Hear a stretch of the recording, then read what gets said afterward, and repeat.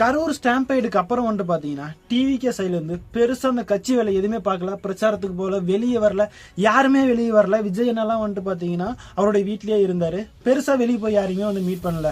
ஆதவர்ஜுன அண்ணா என்ன பண்றாரு அப்படின்னா, கரூர்ல உண்மையாலுமே என்ன நடந்துச்சு அப்படின்னு தெரிஞ்சுக்கணுங்கிறதுக்கோசரம் சுப்ரீம் கோர்ட்ல போயிட்டு இது மேல்முறையீடு பண்றாரு. எங்களுக்கு ஒரு நியாயமான ஒரு விசாரணை வேணும் அப்படிங்கிறதுக்கோசரம் சுப்ரீம் கோர்ட்ல போயிட்டு வந்துட்டு இதை மேல்முறையீடு பண்றாரு. சுப்ரீம் கோர்ட்ல இருந்து சிபிஐ அமைச்சு அதெல்லாம் உத்தரவிட்டாங்க. அதுக்கு வந்துட்டு நான் தனியா ஒரு வீடியோ போட்டிருக்கேன். அந்த வீடியோட லிங்க் கீழே டிஸ்கிரிப்ஷன்லயும் அதுக்கப்புறம் மேல ஐக்கன்லயும் நான் கொடுத்துருக்கேன். அதை போய் மறக்காம வாட்ச் பண்ணுங்க.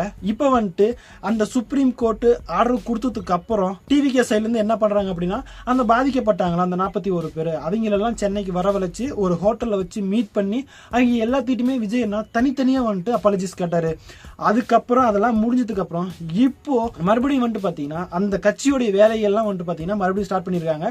அதோடைய ஃபர்ஸ்ட் வேலையா என்ன பண்ணிருக்காங்க அப்படின்னா, அந்த டிவிகே சைடோடைய நிர்வாகிகள்லாம் கூப்பிட்டு ஒரு பொதுக்குழு கூட்டம் வந்து அமைச்சிருக்காங்க. அது வந்துட்டு பாத்தீங்கன்னா சென்னையில இருக்க மாமல்லபுரத்துல இருக்க அந்த ஒரு ஹோட்டல்ல தான் நடந்திருக்கு. அங்க என்ன பேசினாங்க, ஆதவர்ஜுன என்ன பேசினாரு, விஜயன் என்ன பேசினாரு, அங்க என்னென்ன பேசினாங்கிறத இந்த வீடியோல நான் தெளிவா சொல்ல போறேன். அது மட்டும் இல்லாம நான் இன்னொரு விஷயத்தை இந்த இடத்துல நான் ரெஜிஸ்டர் பண்ணிக்க விரும்புறேன். என்ன அப்படின்னா, இந்த வீடியோல நான் எந்த ஒரு கட்சியுமே வந்துட்டு பாத்தீங்கன்னா டம்ப் பண்ணி பேச போறது கிடையாது. இந்த கட்சி தான் மேல, இந்த கட்சி தான் நல்லவங்க, இந்த கட்சி இப்படியாப்பட்டவங்க அப்படின்னு நான் எந்த ஒரு இதுலயும் வந்து எந்த ஒரு பயஸ்லயும் நான் பேச விரும்பல. அங்க என்ன நடந்துச்சு, விஜய் என்ன பேசினாரு, இதை எல்லாத்தையுமே தான் வந்துட்டு இந்த வீடியோல நான் உங்களுக்கு தெளிவா சொல்ல போறேன்.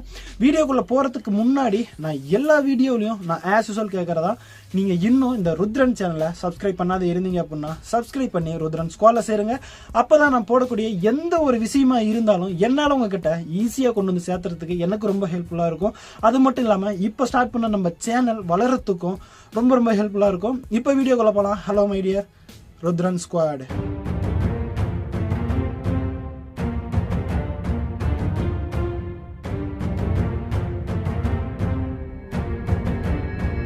கரூர் ஸ்டாம்பை நடந்து ஆல்மோஸ்ட் வந்துட்டு பாத்தீங்கன்னா 40 நாள் கிட்ட ஆயிருச்சு. அந்த 40 நாளுமே வந்துட்டு பாத்தீங்கன்னா இங்க அமைதியா தான் இருந்தாங்க. அந்த 40 நாளுக்கு அப்புறம் வந்துட்டு டிவிகே சைட்ல இருந்து மறுபடியும் அந்த கட்சியோடைய வேலைகளை ஸ்டார்ட் பண்ணிருக்காங்க. அதோடைய ஃபர்ஸ்ட் ஸ்டெப்பா தான் வந்துட்டு பாத்தீங்கன்னா இந்த பொதுக்குழு கூட்டம்.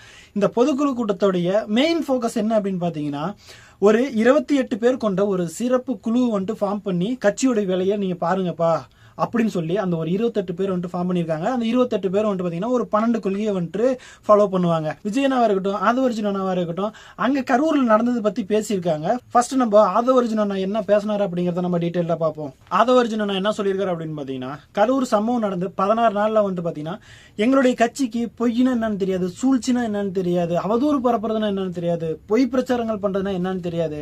ஆனா அந்த கரூர் சம்பவத்துக்கு அப்புறம் வந்துட்டு பாத்தீங்கன்னா சூழ்ச்சினா என்ன அப்படின்னு பாத்துங்க, அதை ஃபேஸ் பண்ணி நாங்க வெளியே வந்தாங்க அப்படின்னு சொல்லியிருக்காரு. அது மட்டும் இல்லாம அந்த கரூர் சம்பவம் நடந்தப்போ வந்துட்டு பாத்தீங்கன்னா நிறைய எங்க மேல வந்து பொய்லாம் வந்து சுமத்தப்பட்டுச்சு. அந்த டைம்ல நம்மளுடைய தலைவர் வந்துட்டு பாத்தீங்கன்னா ரொம்ப அமைதியா இருந்து அமைதியிலேயே வந்துட்டு பாத்தீங்கன்னா ஒரு புரட்சியை வந்து உருவாக்குனாரு.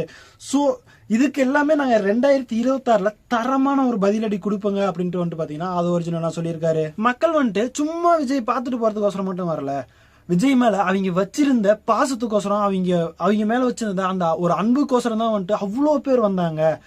எங்களால வந்துட்டு பாத்தீங்கன்னா கட்சி நிர்வாகிகள் எவ்வளவு பேர் வருவாங்கிறது மட்டும்தான் எங்களால சொல்ல முடியுமே தவிர மக்கள் எவ்வளவு பேர் வருவாங்கிறத எங்களால சொல்ல முடியாது. அதுக்குதான் வந்துட்டு பாத்தீங்கன்னா உளவுத்துறை இருக்கு. அவங்க எல்லாம் என்ன பண்ணிட்டு இருந்தாங்க, உள்துறை அமைச்சர்லாம் என்ன பண்ணிட்டு இருந்தாரு, இவ்வளவு பேரு தாங்க வருவாங்க அப்படின்னு உங்களால கணிக்க முடியல அப்படின்னா நீங்க எதுக்கு இருக்கீங்க, நீங்க ராஜினாமா பண்ணிட்டு போயிருங்க அப்படின்ட்டு சொல்லியிருக்காரு. அது மட்டும் இல்லாம இந்த கரூர் சம்பவம் நடந்த ஒரு 2 நாள்ல இதை தாண்டி வந்திருக்கலாம், நீங்க கட்சியோட வேலையை பார்த்திருக்கலாம் அப்படின்ட்டு நிறைய பேர் சொன்னாங்க. ஆனா ஆதவர்ஜுன அதுக்கு என்ன சொல்லியிருக்காரு அப்படின்னு பாத்தீங்கன்னா, எங்க குடும்பத்துல ஒரு விஷயம் நடந்துச்சு அப்படின்னா நாங்க ஒரு மாசத்துக்கிட்ட வந்துட்டு பாத்தீங்கன்னா வீட்லயே தான் இருப்பாங்க, வீட்டை விட்டு எங்கேயும் நாங்க வெளியில போக மாட்டோங்க. அந்த 41 பேர் இறந்ததும் அது எங்க வீட்டுல எங்க வீட்டுல வந்துட்டு பாத்தீங்கன்னா ஒரு பர்சனை இழந்த மாதிரி தான் வந்துட்டு நாங்க பார்த்தோங்க. அதனாலதான் வந்துட்டு பாத்தீங்கன்னா இந்த 40 நாளுமே வந்துட்டு பாத்தீங்கன்னா நாங்க ரொம்ப அமைதியா இருந்தோங்க அப்படின்னு வந்துட்டு ஆதவர்ஜுன சொல்லியிருக்காரு. கரூர்ல நடந்தது வந்துட்டு பாத்தீங்கன்னா எங்களுக்கு ஃபர்ஸ்ட் பிரச்சாரம் கிடையாது. நாங்க இதுக்கு முன்னாடியே வந்துட்டு பாத்தீங்கன்னா சில இடத்துல நாங்க பிரச்சாரம் பண்ணியிருக்காங்க. அங்க எங்கேயுமே கிடைக்காத ஒரு ரெஸ்பெக்ட் வந்துட்டு ஒரு வரவேற்பு வந்துட்டு கரூர்ல எங்களுக்கு கிடைச்சது. எந்த ஒரு பிரச்சாரத்தப்பையும் போலீஸ் எங்களுக்கு அவ்வளோ ரெஸ்பெக்ட் கொடுத்தது இல்லை, அவ்வளோ வரவேற்பு கொடுத்தது இல்லை. கரூர்ல வந்துட்டு போலீஸ் எங்களுக்கு ஃபுல்லா வரவேற்பு கொடுத்தாங்க. அதை தான் வந்துட்டு எங்க தலைவர் வந்து நம்பிட்டாரு. அதுக்கு பின்னாடி இவ்வளோ பெரிய சூழ்ச்சி இருக்கும் அப்படின்ட்டு எங்களுக்கு தெரியல அப்படின்ட்டு அது ஒரிஜினல் நான் சொல்லியிருக்காரு. இப்போ வந்துட்டு விஜய் என்ன சொல்லியிருக்காரு அப்படின்னு பார்ப்போம். அவர் பேச ஸ்டார்ட் பண்ண அப்பயே வந்துட்டு பார்த்தீங்கன்னா, என் நெஞ்சில் கூடியிருக்கும் என்னுடைய தோழர் தோழிகள் தமிழக மக்களுக்கும் வணக்கம் சொல்ல முடியாத அளவிற்கு வேதனையிலும் வலியிலும் இவ்வளோ நாள் இருந்தோம். அப்படி இந்த சூழலில் நம்மளுடைய சொந்தங்களை நாம் கைவிடாமல் இருப்பது நம்மளுடைய கடமையாக தானே இருக்கணும் அப்படின்னு சொல்லியிருக்காரு. அது மட்டும் இல்லாமல் அந்த கரூர் ஸ்டாம்பை நடந்தப்போ நம்ம நிறைய பொய் பிரச்சாரங்கள், அது மட்டும் இல்லாமல் நிறைய அவதூறுகள், நிறைய சூழ்ச்சி நம்ம எல்லாத்தையுமே பார்த்தோம். அது எல்லாத்துக்குமே வந்துட்டு பார்த்தீங்கன்னா 2026 சட்டமன்ற தேர்தலில் நம்ம பயங்கரமான ஒரு பதிலடி கொடுப்போம் அப்படின்ட்டு வந்துட்டு விஜய் என்ன சொல்லியிருக்காரு. அப்போ வந்துட்டு அந்த கரூர் சம்பவம் நடந்ததுக்கு அப்புறம் சிஎம் சட்டமன்றத்தில் அந்த கரூர் ஸ்டாம்பைடை பற்றி நிறைய பேசியிருந்தாரு. அதில் வந்துட்டு அதை பற்றி விஜய் என்ன சொல்லியிருக்காரு அப்படின்னு பார்த்தீங்கன்னா, எங்களுக்கு அரசியல் இந்த சம்பவத்தில் அரசியல் பண்ணுறதுல எங்களுக்கு விருப்பமே இல்லை அப்படின்னு சொன்ன முதலமைச்சர் சட்டமன்றத்தில் போய் அவ்வளோ வன்மத்தை கக்கியிருக்காரு. அது எப்படியாப்பட்ட அரசியல் அப்படின்ட்டு மக்கள் யாருக்கும் தெரியாது இருக்குமா? அது மக்கள் யாரும் வந்துட்டு உணராமே போயிடுவாங்களா அப்படின்ட்டு வந்துட்டு விஜய் சொல்லியிருக்காரு. அதுக்கப்புறம் என்ன சொல்லியிருக்காரு அப்படின்னு பார்த்தீங்கன்னா, இந்தியாவிலேயே இல்லாத எந்த கட்சிக்குமே இல்லாத அளவுக்கு ரூல்ஸ் வந்துட்டு நம்மளுடைய கட்சிக்கு மட்டும் இருந்துச்சு.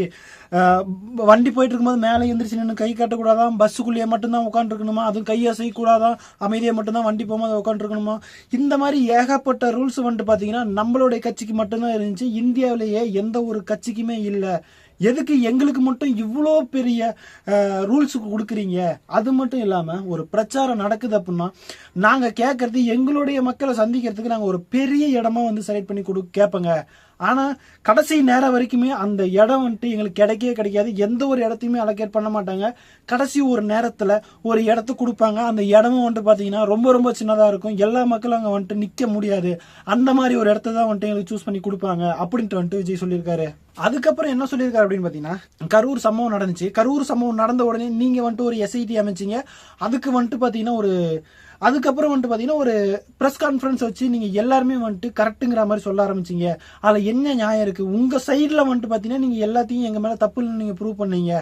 இது எப்படி மக்களுக்கு நம்பிக்கையை கொடுக்கும்? அதனால தான் வந்துட்டு இப்போ சிபிஐ போயிருக்கு. சுப்ரீம் கோர்ட்டில் அந்த கேஸ் நடந்துட்டு இருந்தப்போ அங்கே இருக்க ஜட்ஜு உங்கள் சைடில் இருந்து ஆஜரான வக்கீலை பார்த்து கேட்ட கொஸ்டினுக்கு உங்களுடைய வக்கீல் யாருமே வந்து பதில் சொல்ல, எல்லாருமே வந்துட்டு சைலண்டாக இருந்தாங்க. அதெல்லாம் வந்துட்டு நீங்கள் மறந்துட்டீங்களா அப்படின்னு வந்து சொல்லியிருக்காரு.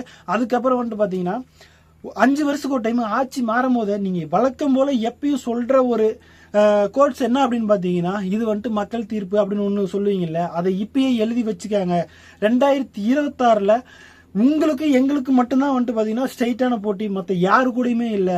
ஸோ அதனால வந்துட்டு பாத்தீங்கன்னா நீங்க இந்த வாக்கியத்தை இப்பயே வந்துட்டு தெளிவா எழுதி வச்சுக்காங்க அப்படின்ட்டு விஜய் என்ன சொல்லியிருக்காரு. ஸோ இந்த மாதிரி எல்லாம் வந்துட்டு பாத்தீங்கன்னா அது அர்ஜுனாவா இருக்கட்டும், விஜய் அண்ணாவா இருக்கட்டும், எல்லாரும் அந்த பொதுக்குழு கூட்டத்தில் இதெல்லாம் பேசியிருக்காங்க. இப்போ நம்ம வீடியோவோட எண்டில் இருக்கோம். நான் இந்த வீடியோ முடிக்கிறதுக்கு முன்னாடி நான் இந்த விஷயத்தை நான் ரொம்ப கிளியரா சொல்லிடுறேன். நான் இந்த வீடியோவில் எந்த ஒரு கட்சியும் டம்ப் பண்ணணும் அப்படிங்கிறதுக்கோசரம் எந்த ஒரு விஷயத்தையும் நான் சொல்ல கிடையாது. நான் அந்த நியூஸ் அங்கே என்ன சொன்னாங்க அப்படிங்கிறத என்னால் முடிஞ்ச அளவுக்கு நான் கலெக்ட் பண்ணி நான் உங்கள்கிட்ட அதை புரியுற மாதிரி எக்ஸ்பிளைன் பண்ணியிருப்பேன் அப்படின்னு நான் நினைக்கிறேன். இப்போ நம்ம வீடியோட எண்டில் இருக்கோம். நான் இந்த வீடியோவை முடிக்கிறதுக்கு முன்னாடி நான் உங்ககிட்ட கேட்குற ஒரே ஒரு விஷயம் என்ன அப்படின்னு பார்த்தீங்கன்னா, நீங்கள் இன்னும் இந்த ருத்ரன் சேனலை சப்ஸ்கிரைப் பண்ணாத இருந்தீங்க அப்படின்னா சப்ஸ்கிரைப் பண்ணி பெல் ஐக்கன் அழுத்தி விட்டுருங்க. அப்பதான் நான் போடக்கூடிய எந்த ஒரு விஷயமா இருந்தாலும் சரி என்னால் உங்ககிட்ட ஈஸியாக கொண்டு வந்து சேர்த்த முடியும். இப்போ நான் கிளம்புறேன். நாளைக்கு இன்னொரு வீடியோவோட உங்களை வந்து மீட் பண்ணுறேன். பாய். ருத்ரன் ஸ்குவாட்.